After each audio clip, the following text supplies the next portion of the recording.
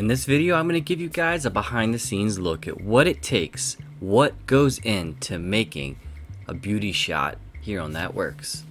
So the very first thing I do is I clean off the sword blade and get it positioned exactly where I want it on the anvil, if we're doing it on the anvil, and then I set up my linear slider to get that initial push in. In this case, I decided to dirty up the shot by placing some arrows to actually slide through and slide past to give a really nice reveal, and here's the shot. The next thing I like to do while I still have the linear slider set up is to go ahead and move that slider horizontally so I can get some slides from the tip all the way to the handle, back and forth. I like to do some zoom in close-ups and some wides, get a bunch of different variations. I'm definitely going to use these at some point.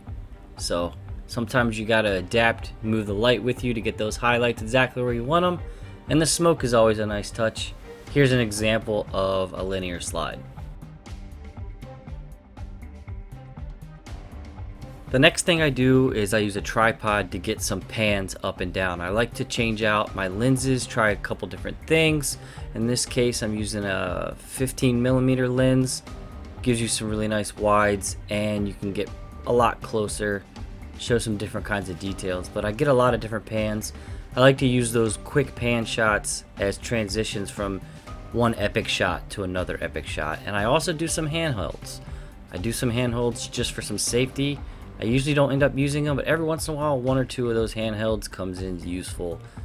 And yeah, I just get them as safety. Alright guys, the next setup is my absolute favorite, and that's the half round slider. I've been getting a lot of really awesome dynamic movement shots with this slider, where not only am I moving around that circle, but I'm also using a zoom lens and zooming as I do so.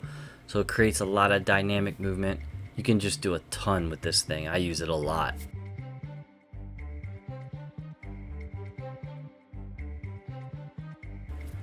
So just like that initial reveal shot is very, very important, I also think the final shot is something that needs to be given a lot of thought to. Like, what's the transition from the demo or the final talk?